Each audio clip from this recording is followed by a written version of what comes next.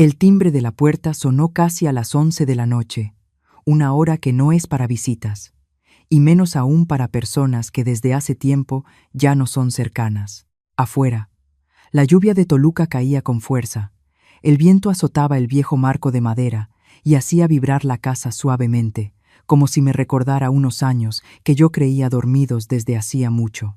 Me llamo Lucía Fernández Robles. Vivo sola en esta casa desde hace más de 20 años, la casa que compré con mi propio sueldo de jueza, con noches interminables, leyendo expedientes y con decisiones que no siempre fueron correctas. Creí que ya estaba acostumbrada al silencio. Pero esa noche, el silencio fue rasgado. Cuando abrí la puerta, la persona frente a mí era Diego, mi único hijo. 41 años, abogado. El traje bien planchado, la mirada seca, fría. No me abrazó. No me preguntó si estaba bien. Diego solo extendió un expediente grueso, con una voz pareja, como si estuviera leyendo una cláusula legal. Mamá, solo quiero que firmes, para que todo quede en paz. En ese instante, sentí que el corazón se me hundía. Entendí que hay sentencias que parecen cerradas desde hace mucho tiempo, pero cuya consecuencia nunca duerme. Y antes de seguir contando esta historia, quiero preguntarte algo. ¿Desde dónde estás escuchando mi historia? Déjame una línea en los comentarios para que yo sepa hasta dónde ha llegado la historia de una mujer mayor en Toluca. Diego entró a la casa sin esperar a que lo invitara. Conocía esta casa mejor de lo que yo imaginaba. Cada rincón, cada grieta en la pared, cada crujido leve del piso de madera cuando alguien daba un paso. Colocó su portafolio de piel sobre la mesa del comedor, lo abrió y acomodó los documentos con cuidado, como si estuviera preparando una reunión formal. Yo me apoyé en el marco de la puerta y observé en silencio, sintiendo cómo algo subía lentamente en mi pecho. No era miedo, sino algo más familiar. La lucidez fría de los años sentada frente a expedientes. Solo quiero que todo esté claro, dijo Diego, sin mirarme. La casa está a tu nombre, pero ya no eres joven. Hago esto para protegerte. Me acerqué un poco más y miré las páginas en blanco y negro, llenas de letras apretadas. Eran términos nada extraños: poder general, disposición de bienes, derecho de representación. Cada línea era como un hilo fino. Parecía ligero, pero al tensarse, apretaba hasta dejar sin aire. Reconocí el orden, las marcas, incluso el tipo de letra, todo estaba cuidadosamente preparado. No era el trabajo apresurado de una sola tarde. ¿Proteger?, pregunté, con una calma que me sorprendió incluso a mí.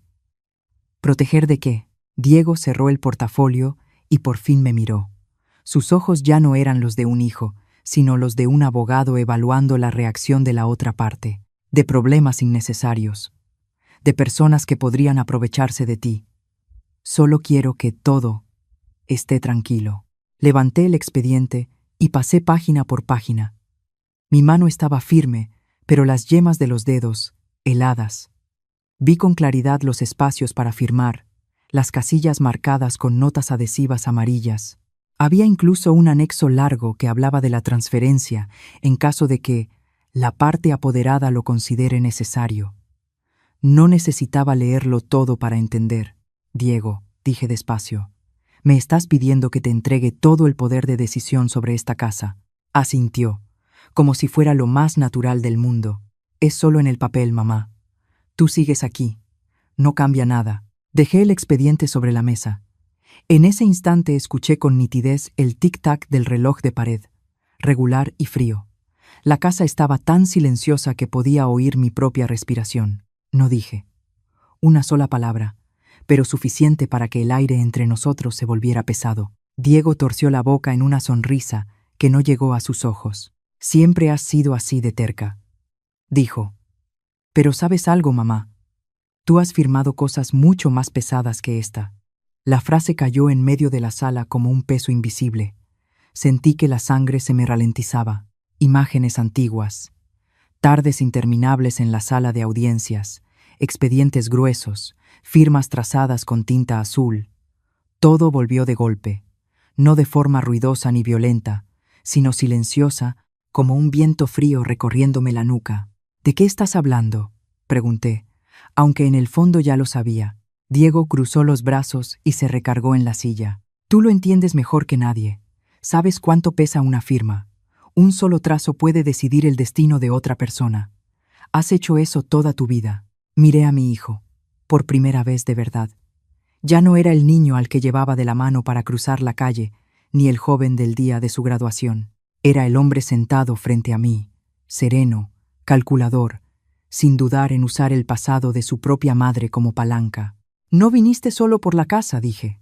Viniste porque crees que no me atreveré a decir que no. Diego no lo negó.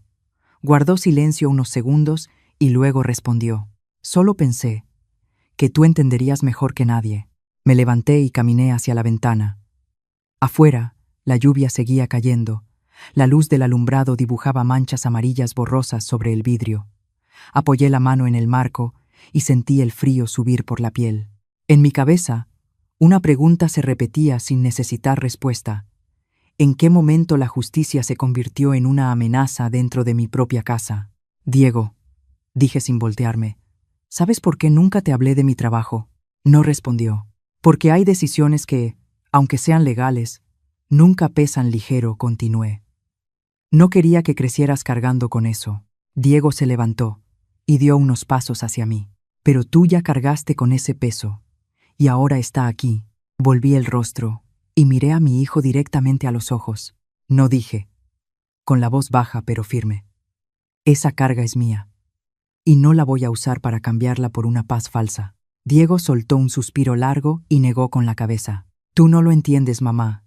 Hay personas que están esperando que guardes silencio. Hay personas que ya han esperado. Demasiado, respondí. Nadie dijo nada más. Diego recogió los documentos con movimientos precisos, como alguien acostumbrado a retirarse de manera calculada. Antes de salir, se detuvo en la puerta y volteó a verme por última vez. Deberías pensarlo bien, dijo. No todos tienen la oportunidad de elegir. La puerta se cerró. La casa volvió a ese silencio conocido. Me quedé sola en medio de la sala, mirando el lugar donde había estado el expediente. Ahora solo quedaba una mancha de humedad tenue sobre la mesa. Supe que, a partir de ese momento, todo había empezado a moverse, sin ruido, sin dramatismo, pero con certeza. Y también supe que hay historias que ya no pueden seguir doblándose y guardándose como un expediente viejo. Esa noche no dormí. No por el sonido constante de la lluvia sobre el viejo techo de lámina, ni porque la casa estuviera más fría de lo habitual, sino porque dentro de mí había una grieta que acababan de tocar. Una grieta pequeña, pero suficiente para que todo lo que durante años había sido acomodado en silencio comenzara a vibrar. Me quedé acostada, con los ojos abiertos, mirando el techo oscuro. El reloj marcaba pasada la medianoche. Cada tic-tac resonaba con una claridad incómoda, como si el tiempo estuviera empeñado en recordarme que nunca ha olvidado nada. Me giré en la cama. Me cubrí un poco más, pero el frío no estaba en la piel. Estaba más adentro, en un lugar que había mantenido cerrado durante muchos años. El sonido de la lluvia, golpeando la lámina, se escuchaba distinto esa noche. No era fuerte ni violento, sino irregular y seco, igual al ruido de las gotas cayendo sobre los escalones del viejo juzgado. Cerré los ojos, y sin esfuerzo alguno, el año 2000 apareció ante mí con la claridad de una película que nunca fue rebobinada. Juzgado Penal de Toluca. Un pasillo largo, luces fluorescentes blancas y frías. El olor a papel viejo mezclado con café frío. Recuerdo con nitidez la sensación de entrar a la sala de audiencias aquella mañana, la toga bien puesta, la espalda recta, el rostro sin mostrar emoción. En ese entonces, creía estar acostumbrada a la presión. Creía ser lo suficientemente firme para distinguir entre la verdad y lo que se consideraba necesario para el orden general. El expediente con el nombre de José Manuel Cruz Herrera estaba frente a mí, un hombre albañil, con las manos endurecidas por el trabajo, la mirada cansada, pero sin el gesto de un asesino. Fue acusado de haber matado a una persona en una pelea, sin testigos directos. Las pruebas se sostenían en declaraciones indirectas, algunos indicios incompletos y demasiadas suposiciones. Recuerdo haber pasado cada página despacio. Hubo líneas que subrayé, párrafos donde me detuve más de lo necesario. Vi los vacíos, vi las preguntas sin responder, y también vi la mirada de la secretaria del juzgado cuando entró, y bajando la voz, Dijo que, en este caso, hay mucha gente esperando un resultado. La presión no venía de un solo lado. Llegaba en llamadas breves, en miradas discretas, en recordatorios de que la ciudad necesitaba tranquilidad, de que la opinión pública ya estaba cansada, de que alargar el proceso solo complicaría más las cosas.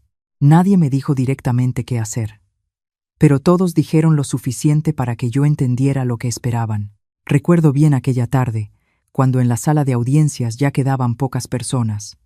José Manuel estaba de pie frente al estrado, con la cabeza baja y las manos entrelazadas. Cuando le preguntaron si quería decir algo, levantó la vista y me miró de frente.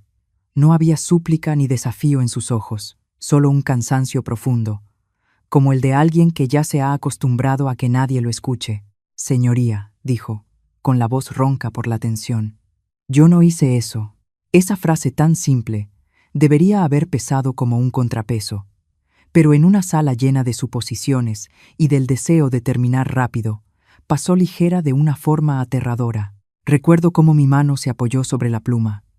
Recuerdo el instante breve en que levanté la mirada hacia el escudo nacional colgado en la pared y luego volví a mirar el expediente. Pensé en la responsabilidad, en el sistema, en la estabilidad que siempre se usa para justificar decisiones difíciles. Me dije que, si había errores, se corregirían en otra instancia, que yo sola no podía cargar con todo, pero en el fondo sabía que era una concesión. Esa noche, ya en mi casa, escuché la lluvia y creí oír el sonido de expedientes volteándose. Las páginas viejas se movían en la oscuridad. Me incorporé, encendí la lámpara de la mesa de noche y miré mis manos. Eran las mismas de entonces, solo que con más arrugas, un poco más temblorosas, pero el recuerdo del trazo de la pluma sobre el papel seguía intacto. Salí del dormitorio y bajé a la cocina. El piso de madera crujió suavemente bajo mis pasos. Me serví un vaso de agua. Tomé un sorbo pequeño, pero la garganta estaba seca. Sobre la mesa, la luz amarilla caía sobre la superficie lisa y vacía. El expediente de Diego ya no estaba ahí, pero la sensación de estar siendo observada permanecía. Me pregunté si aquel año, si me hubiera detenido un poco más, si hubiera pedido que se investigara más a fondo, si hubiera aceptado enfrentar las consecuencias personales, habría sido todo distinto. Esa pregunta no era nueva. Me la había hecho muchas veces en la vida, pero nunca había aparecido con tanta claridad como esa noche, cuando fue mi propio hijo quien usó ese pasado para obligarme a callar. Apagué la luz de la cocina y regresé a la sala. Afuera, la lluvia seguía cayendo, constante y paciente. Me quedé junto a la ventana, mirando los hilos de agua correr por el vidrio. El año 2000 ya no era un recuerdo lejano. Había salido del expediente, de los cajones cerrados, y estaba de pie dentro de esta casa, esperando en silencio a que yo lo enfrentara. Supe entonces que, a partir de ese momento, el silencio ya no sería el refugio seguro que yo había creído, y que la grieta que se abrió aquella noche de lluvia, aunque pequeña, era suficiente para que la luz empezara a entrar, poco a poco, sin prisa, pero imposible de detener. Recuerdo con total claridad la mañana de aquel día, cuando la luz del sol aún no alcanzaba a pasar por las ventanas altas y estrechas del juzgado.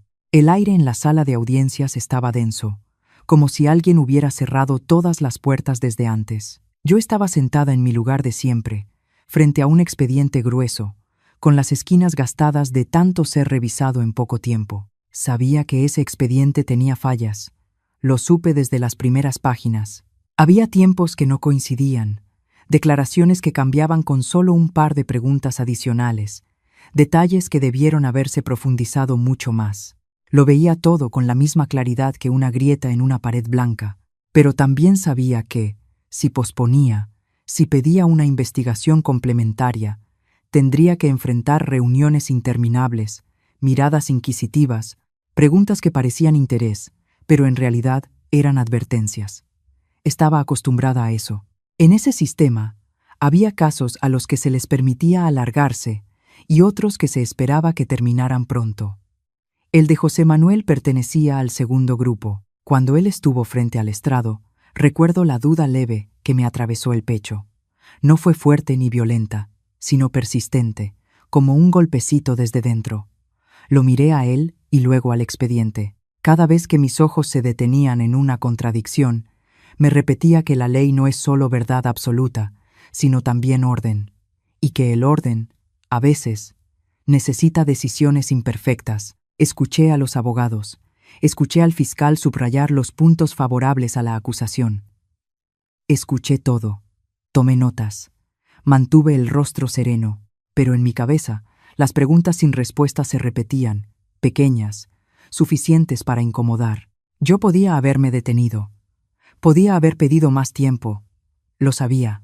Cuando la audiencia terminó, la sala quedó en silencio durante unos segundos. Ese fue el último instante en que pude cambiar mi decisión. Sostuve la pluma en la mano y sentí con claridad su peso, no porque fuera pesada en realidad, sino porque entendía muy bien lo que vendría después de ese trazo de tinta.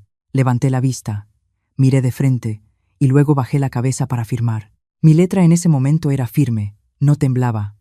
Recuerdo haber firmado más rápido de lo habitual, como si quisiera terminarlo todo antes de que me diera tiempo de dudar. Cuando dicté la sentencia, mi voz sonó clara, sin vacilaciones. 30 años de prisión, un número redondo, suficiente para tranquilizar a muchas personas.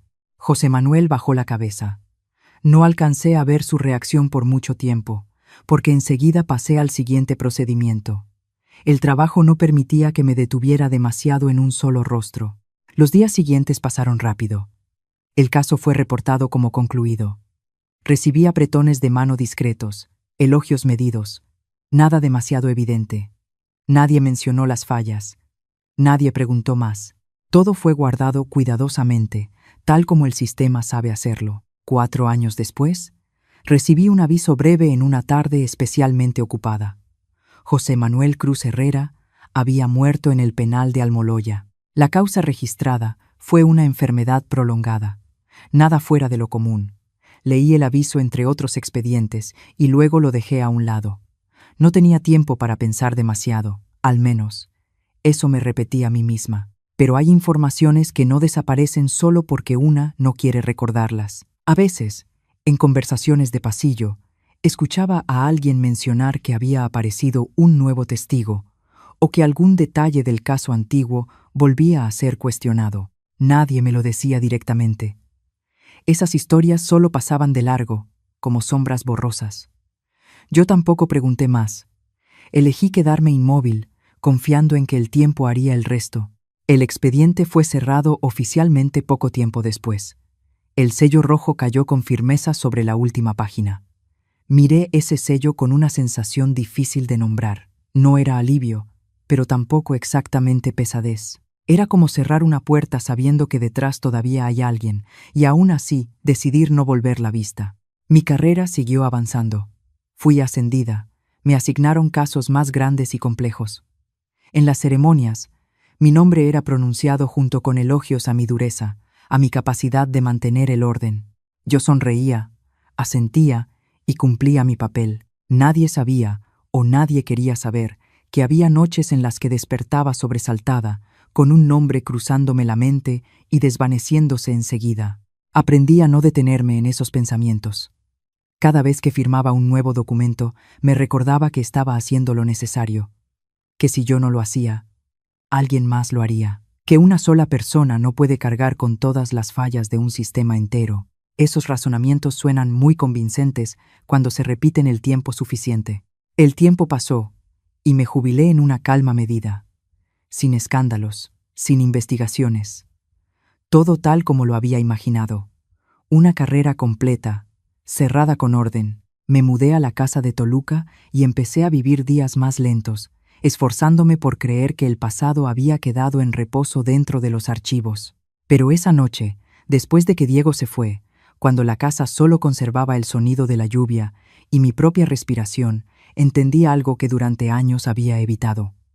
Hay sentencias que no viven en el papel, viven en silencios prolongados durante años, en decisiones legitimadas por razones y ascensos. Y aunque yo ya hubiera firmado, cerrado el expediente y seguido adelante, aquello que dejé atrás seguía existiendo, en silencio, con paciencia, esperando ser nombrado. Así pasaron muchos años, sin una marca clara, sin un momento explosivo que me permitiera decir que todo empezó a cambiar desde ahí. El tiempo después de mi jubilación transcurrió en calma, constante, como las mañanas de Toluca cubiertas de neblina, donde la gente se acostumbra a que las cosas aparezcan y se desvanezcan sin explicación. Aprendí a vivir más despacio, a preparar el café con más cuidado, a leer el periódico más tarde y a evitar las noticias que pudieran devolverme a esos pasillos fríos del tribunal. La noticia sobre José Manuel me llegó de una manera muy cotidiana. No fue a través de un documento oficial ni por medio de antiguos colegas. Fue un mediodía, cuando estaba sentada en un pequeño café cerca del mercado y escuché a dos mujeres conversar en la mesa de al lado. Susurraban sobre un caso viejo retomado por una emisora local, sobre un albañil que había sido condenado injustamente, sobre un testigo que finalmente había hablado tras muchos años de silencio. No volteé a mirarlas, pero cada palabra llegó a mis oídos con tal claridad que mi mano se detuvo a medio camino, la cucharilla del café suspendida en el aire. Ese día regresé a casa más temprano de lo habitual. Encendí la radio, cambié de estación y escuché ese nombre una vez más, ya no con nombre completo, ni con detalles legales complicados, solo una breve nota. Había indicios de irregularidades en un caso antiguo. El verdadero testigo había aparecido, pero el condenado había muerto en prisión hacía muchos años. Todo fue dicho con un tono neutral, como si fuera solo un dato que necesitaba actualización. El verdadero testigo apareció, demasiado tarde. Esa frase se repitió en mi cabeza durante toda la tarde. Me senté en la sala, la luz del sol entrando de lado por las cortinas y cayendo sobre los objetos familiares. Todo a mi alrededor seguía intacto, en calma, pero dentro de mí sentí como si el suelo se hubiera hundido apenas un poco, no lo suficiente para que otros lo notaran, pero sí para obligarme a aferrarme al brazo del sillón. Esperé, de forma inconsciente, esperé que algo más ocurriera. Una carta, una llamada, un aviso oficial, pero no llegó nada. La familia de José Manuel no presentó una denuncia, no hubo solicitud de indemnización, no hubo conferencia de prensa, no hubo ruido alguno. Su silencio pesaba más que cualquier acusación. Me pregunté cómo habrían vivido todos esos años. La esposa, si aún vivía. Los hijos, si lo sabía. Me pregunté cómo habrían recibido la noticia de la exoneración. ¿En qué circunstancias? ¿Con qué sentimientos? Pero esas preguntas se quedaron solo en mi cabeza. No busqué respuestas. No llamé a nadie. No volví a revisar el expediente. Me dije que todo había terminado, que ahora la verdad había salido a la luz, aunque tarde, y que yo ya no tenía ningún papel ahí. Algunas noches encendía el televisor solo para tener voces en la casa. Las noticias pasaban, los programas se sucedían, y en ocasiones muy raras, el caso volvía a ser mencionado en una frase breve. Cada vez que eso ocurría, me levantaba y me iba a otra habitación, como si la distancia física pudiera aliviar lo que sentía por dentro. Elegí olvidar, o al menos eso fue lo que me repetí durante años. Pero olvidar no es borrar. Es como colocar un objeto pesado en el fondo de un armario y cerrar la puerta. Cada vez que hay un ruido, por leve que sea, una sabe que sigue ahí. En las noches de insomnio, me quedaba mirando las sombras de los árboles proyectadas en el techo, pensando en ese testigo. Me preguntaba qué lo habría mantenido en silencio durante tantos años. ¿Miedo? ¿Presión? ¿O simplemente esperar hasta que ya no hubiera a quien salvar? La familia de José Manuel no demandó. Guardaron silencio. Ese silencio no se parecía a la resignación, sino a una elección. Y precisamente, esa elección me impedía decir que yo había sido obligada a hacer algo. Nadie llamó a mi puerta. Nadie me exigió explicaciones. Nadie me forzó a recordar. Todo me dio el espacio suficiente para seguir viviendo como si el pasado hubiera sido enterrado con cuidado. Me engañé pensando que eso era lo mejor, que removerlo todo solo causaría más dolor a quienes ya habían sufrido demasiado, que la verdad, aun cuando hubiera salido a la luz, no podía cambiar el desenlace. Repetí esos razonamientos una y otra vez, hasta que se volvieron tan familiares como una oración sin sentido. A veces, al cruzar mi mirada con la del espejo, me sobresaltaba al notar algo distinto ahí. No era culpa evidente, ni un arrepentimiento feroz, sino un cansancio profundo, como si hubiera pasado toda la vida sosteniendo una puerta cerrada, y ahora necesitara aún más fuerza solo para seguir vigilándola. Seguí viviendo, seguí olvidando, o fingiendo olvidar. Esos años pasaron sin dejar huella, sin sobresaltos, y si alguien preguntaba, podía decir con honestidad que había hecho todo lo que estaba a mi alcance en mis circunstancias. Creí en el sistema, creí en el tiempo, creí que el silencio era una forma de cierre, solo que, en el fondo, sabía que nunca me había liberado de verdad de ese nombre. Ahí estaba, bajo el polvo de los años tranquilos, esperando un roce apenas perceptible para volver a aparecer. Y yo seguí viviendo con la frágil creencia de que ese roce nunca llegaría. La verdad no llegó a mí como un golpe fuerte, sino a través de detalles pequeños, dispersos, que al principio parecían no tener relación entre sí. Después de la noche en que Diego se fue de la casa, viví en un estado de alerta silenciosa, sin pánico, sin alboroto, solo la sensación constante de que alguien estaba muy cerca, aunque yo no pudiera verlo. Empecé a revisar los papeles que Diego había olvidado en su portafolio, copias aparentemente inofensivas, anexos que no requerían firma. No buscaba nada en concreto, pero los años de experiencia no me permitían pasar por alto los detalles mínimos. Un nombre apareció al final de un documento, muy tenue, casi oculto bajo el sello: Lucero Cruz Martínez. Al principio no me provocó nada. Un nombre común, nada más. Pero cuando volví a mirarlo, el corazón se me detuvo por un instante breve. Cruz. Dejé el expediente sobre la mesa, permanecí inmóvil unos segundos y luego regresé. Lo tomé de nuevo. Ese nombre, junto con la forma en que el expediente había sido preparado, con la seguridad en la voz de Diego, empezó a trazar una línea que yo había evitado durante años. No le pregunté a Diego. Sabía que, si lo hacía, respondería como abogado, no como hijo. En cambio, hice lo que durante mucho tiempo se me dio bien: investigar en silencio. Llamé a una antigua conocida del archivo judicial y solo hice preguntas muy generales, como una mujer mayor con curiosidad por el pasado. No dije mi nombre ni mencioné a Diego. Fue una conversación tranquila, un poco más larga de lo habitual. Hay un expediente viejo, dije, cuidando que mi voz sonara neutral. ¿La familia del acusado tuvo algún contacto después? Del otro lado de la línea, la mujer guardó silencio unos segundos. Luego soltó un suspiro muy leve. Habla del caso del albañil en Toluca, ¿verdad? No respondí de inmediato. Mi silencio fue suficiente. Había una hija, continuó. Vino a preguntar muchos años después. No armó escándalo. Solo pidió copias de algunos documentos. Se llama Lucero. Lucero. Sentí ese nombre como un peso apoyándose sobre mi pecho. Agradecí, colgué y me quedé sentada largo rato en la sala. No hacía falta ninguna confirmación más. Las piezas habían encajado, de una manera cruel pero dolorosamente lógica. Lucero Cruz Martínez era la hija de José Manuel. Ella no apareció con ruido, no demandó, no pidió indemnización.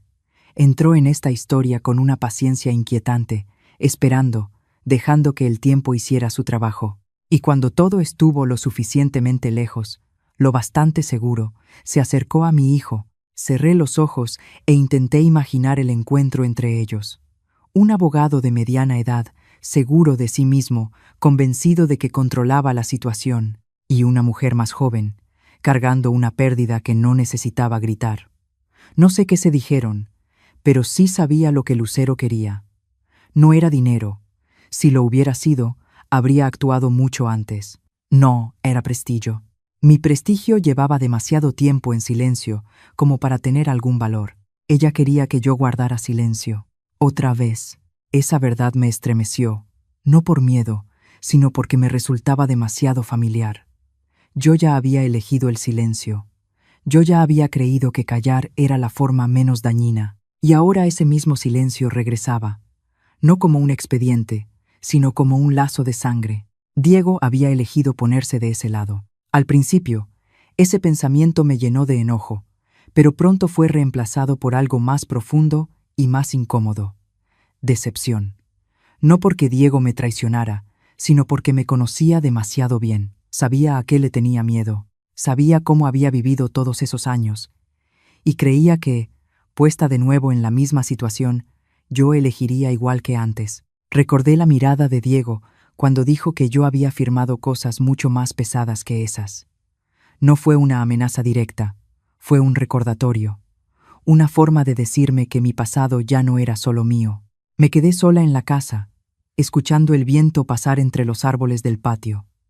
Esa casa siempre había sido mi refugio, pero por primera vez la sentí frágil, no porque alguien quisiera quitármela, sino porque entendí que estaba atrapada entre dos fuerzas.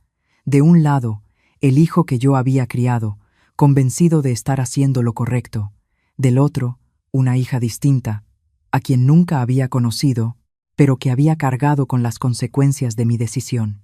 Me pregunté cómo había vivido Lucero todos esos años. Crecer con un apellido marcado por la culpa, con un padre muerto en prisión, con una sentencia firmada por una mujer a la que nunca había visto.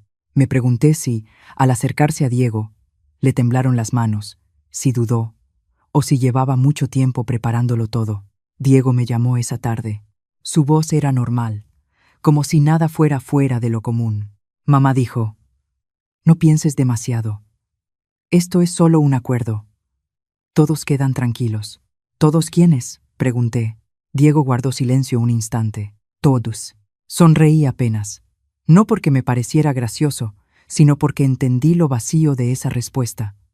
La tranquilidad de la que hablaba Diego no me incluía a mí, ni incluía al hombre que había muerto. Solo incluía a quienes seguían vivos y tenían el poder suficiente para no ser incomodados. «¿Sabes lo que ella quiere?», pregunté, con la voz más baja. Diego no respondió de inmediato. «Sé lo suficiente», dijo al final, «y creo que tú también». La llamada terminó en una suspensión incómoda. Dejé el teléfono sobre la mesa y miré al vacío frente a mí. Todo estaba más claro que nunca. El peso del pasado no regresaba con violencia ni con acusaciones ruidosas.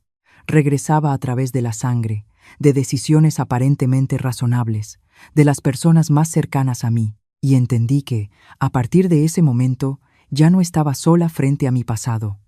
Había entrado en mi familia, de manera suave pero irreversible. Esa mañana me desperté más temprano de lo habitual. No por nervios ni por miedo, sino por una sensación extraña, como si mi cuerpo hubiera decidido por mí. Preparé café, bebí despacio, escuché cómo la casa despertaba conmigo. No sonó el teléfono, no hubo mensajes de Diego. Por primera vez, ese silencio no me inquietó.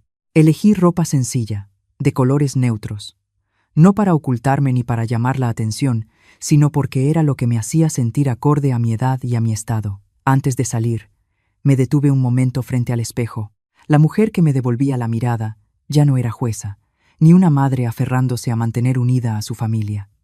Era solo una mujer que había vivido lo suficiente para saber que hay días que no pueden seguir posponiéndose. El camino hacia la Fiscalía General del Estado de México me resultó familiar y extraño a la vez. Había recorrido esas calles innumerables veces en mi vida, pero nunca desde este lugar.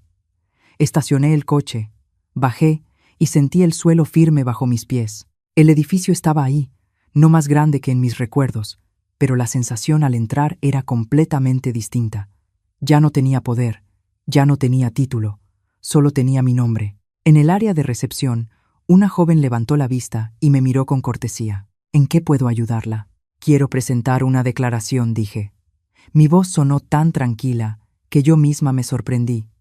«Es sobre un caso antiguo». La joven asintió, me entregó una hoja y me indicó que me sentara a esperar. La sala de espera no estaba llena. Había algunas personas sentadas de manera dispersa, cada una cargando una historia que yo no conocía, pero que de pronto me resultó extrañamente cercana. Me senté, coloqué mi bolso a un lado y respiré hondo. Nadie me miraba, nadie sabía quién era yo. Esa sensación, en lugar de hacerme sentir pequeña, me alivió un poco. Cuando llamaron mi nombre, me levanté y seguí a la empleada hasta una sala pequeña. Sobre la mesa había una computadora, algunos expedientes y una grabadora. Frente a mí estaba un fiscal de mediana edad, con un rostro serio pero no frío. Se presentó brevemente y luego me miró, esperando. «Soy Lucía Fernández Robles, empecé. Fui jueza en el juzgado penal de Toluca. Él asintió ligeramente, sin mostrar sorpresa. Continué, frase por frase, sin prisas. Hablé del caso de José Manuel Cruz Herrera, de los puntos que vi y no llevé hasta el final, de la decisión que tomé y de las consecuencias que ahora sabía, aunque tarde, que eran irreversibles. No me justifiqué. Tampoco me condené más de lo que correspondía. Dije únicamente lo que había ocurrido, desde mi perspectiva, con mi responsabilidad.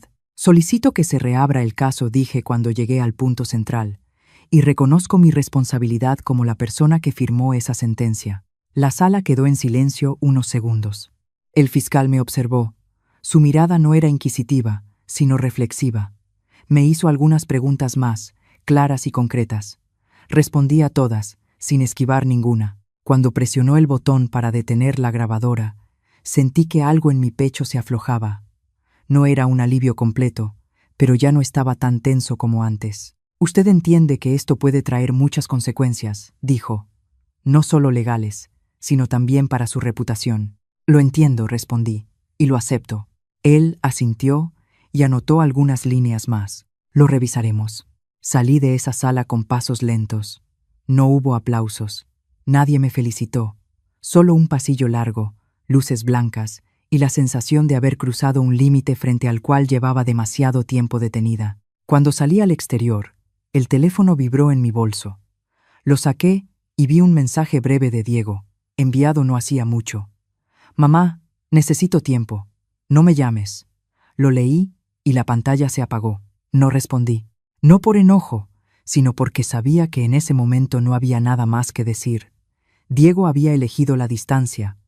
La respeté, aunque dentro de mí quedara un vacío muy claro. Los días siguientes pasaron más rápido de lo que imaginé. El teléfono empezó a sonar con más frecuencia.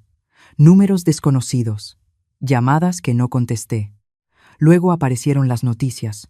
Primero notas pequeñas y discretas, después más extensas. Una jueza retirada presenta voluntariamente una declaración. Un caso antiguo muestra indicios de irregularidades. Mi nombre comenzó a mencionarse, al principio con cautela, luego con mayor claridad. Miraba esas líneas en los periódicos y en las pantallas con una sensación extraña de distancia, como si hablaran de otra persona. Los vecinos empezaron a mirarme un poco más cuando coincidíamos en la entrada. Algunos me saludaban como siempre. Otros evitaban la mirada. Yo seguía yendo al mercado, regando las plantas, viviendo en mi ritmo habitual, pero sabía que, debajo de esa superficie, todo estaba en movimiento. Diego no volvió a llamar. No escribió. El silencio de mi hijo era distinto a cualquier otro silencio anterior. No era una evasión momentánea, sino una decisión. La acepté, aunque cada noche, cuando la casa quedaba en calma, miraba el teléfono más de lo normal, como esperando algo que no llegaba. Una tarde, mientras acomodaba libros en el estante, sonó el timbre. Esta vez no era Diego. Era un joven periodista, educado, de pie frente al portón, pidiendo permiso para hablar. Me negué con suavidad y cerré la puerta. No por miedo, sino porque aún no estaba lista para contar mi historia de esa manera. Hay cosas que deben decirse en el lugar y el momento correctos. Me senté en la silla y miré alrededor de la habitación. Todo seguía ahí, sin cambios. Pero yo ya no era la misma. Por primera vez en mi vida, no había firmado para mantener la calma. Había elegido dejar que todo se abriera, sin saber aún hacia dónde llevaría. Y en el movimiento silencioso de esos días, sentí con claridad que el camino que acababa de tomar no permitía dar marcha atrás, aunque lo que venía al frente siguiera siendo incierto. La noticia no me llegó como un estallido, sino en una mañana completamente normal. Estaba limpiando la mesa cuando el teléfono vibró suavemente sobre la madera. Un aviso breve, neutro, sin emoción. El caso de José Manuel Cruz Herrera había sido revisado. La resolución final se daría a conocer ese mismo día. Dejé el trapo, me senté derecha, como si mi cuerpo llevara años acostumbrado a esperar sentencias. Ese día estaba nublado. La luz que entraba por la ventana era más opaca de lo habitual, y la habitación parecía envuelta en una neblina ligera. Encendí la radio, no para escuchar noticias, sino para llenar el vacío. Pero entonces la voz del locutor apareció, lenta y clara, palabra por palabra.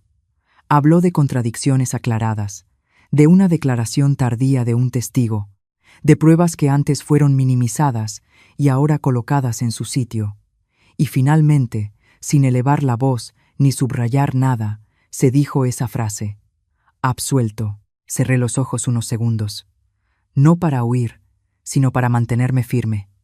El nombre fue leído completo, limpio, como si nunca hubiera sido torcido por sellos rojos. En el tono del locutor percibí una cautela particular, como si también supieran que esa justicia había llegado demasiado tarde para celebrarse por completo. El teléfono volvió a vibrar. Esta vez era un mensaje. Ningún número desconocido, ningún saludo largo, solo una línea. Ahora su nombre está limpio. Con eso basta. Leí ese mensaje una y otra vez. No había firma. Pero sabía que era de Lucero. No hacía falta verse. No hacía falta explicar nada. Ella había conseguido lo que quería, a su manera. Dejé el teléfono sobre la mesa y no respondí. Hay frases que no necesitan respuesta para ser comprendidas. Por la tarde, la prensa se volvió más intensa. Mi nombre aparecía en textos solemnes, mezclado con preguntas a medias. Algunos artículos me llamaban valiente. Otros hablaban de una admisión tardía. No los leí completos. Sabía que, leyera lo que leyera, el resultado no cambiaría. Mi reputación, construida durante años con un silencio disciplinado, estaba siendo desmontada pieza por pieza, de forma pública y lenta. Los vecinos se asomaban cuando yo salía por el portón. Algunos asentían, como queriendo decir que entendían. Otros se daban la vuelta. No los juzgué. Cada quien enfrenta la incomodidad a su manera. Yo seguía yendo al mercado, comprando verduras como siempre. El vendedor de confianza me preguntó si últimamente me sentía bien. Asentí y sonreí. No hacía falta decir más. Diego no llamó. No escribió. Ese silencio se prolongó y dejó de parecer temporal. Lo acepté como se aceptan las tardes lluviosas que se alargan en Toluca, sin preguntar por qué ni adivinar cuándo terminarán. Sabía que mi hijo estaba en otro lugar, mirando esta historia con los ojos de quien fue arrastrado a un torbellino que no eligió. No intenté traerlo de vuelta. Hay distancias que solo el tiempo sabe cómo trabajar. Otra mañana recibí una llamada de la fiscalía. Informaron, de manera breve, que la resolución había quedado registrada oficialmente. El expediente antiguo se cerraba con la exoneración. No hubo elogios, no hubo reproches, solo un hito marcado. Agradecí, colgué y me quedé mucho tiempo frente a la ventana. Afuera, un autobús pasó, levantó polvo y luego todo volvió a asentarse. La vida continuó. Pensé en José Manuel de una manera distinta a antes, ya no como un nombre en un expediente, ni como un rostro frente al estrado. En mi mente se volvió una persona completa, un albañil con las manos endurecidas, un padre que quizá enseñó a su hija a mantenerse en pie en silencio. No sé qué habría pensado al conocer este resultado, solo sé que, al final, su nombre volvió al lugar que le correspondía. El mensaje de Lucero seguía ahí. No lo borré, no porque quisiera guardarlo como recuerdo, sino porque entendí que era la última frontera entre nosotras.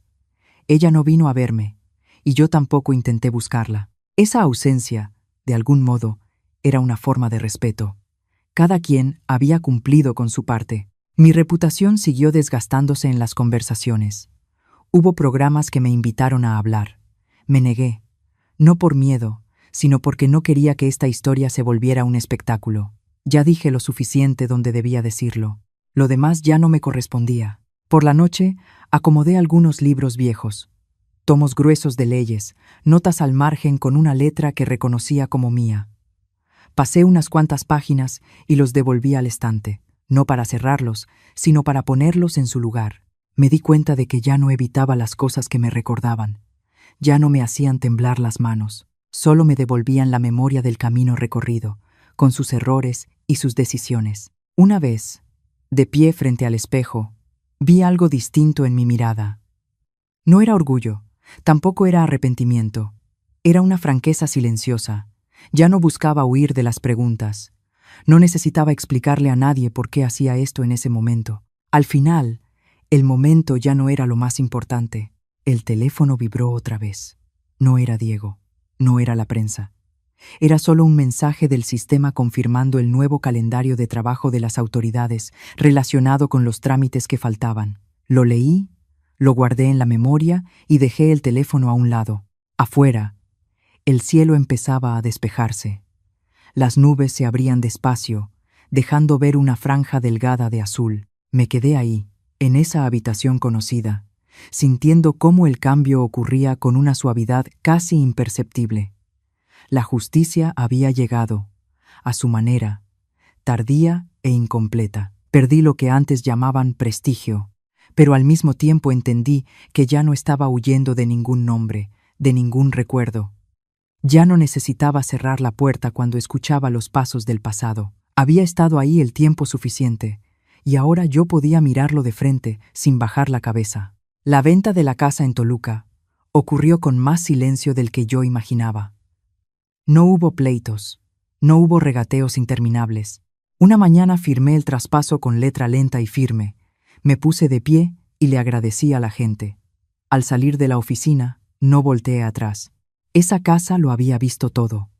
Los años en que creí en el orden, las noches largas en que elegí callar, y los últimos días en que aprendí a enfrentarme a mí misma.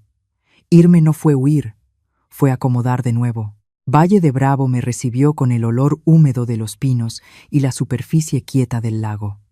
El pueblo era más pequeño, el ritmo más lento. Renté una casa modesta, paredes blancas, tejas viejas, con suficiente luz por las mañanas y suficiente calma por las noches. Los primeros días me acostumbré a vivir sin agendas, sin teléfonos sonando sin parar.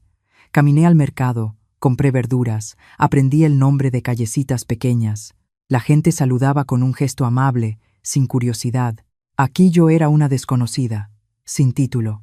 Y luego, algunas tardes, empezaron a tocar a mi puerta. Primero fue una vecina mayor, con un montón de papeles arrugados en la mano, pidiéndome ayuda porque hay unas líneas que no entiendo. La invité a pasar, preparé té y nos sentamos en una mesa de madera pequeña. Leí despacio, expliqué cada parte sin palabras rebuscadas.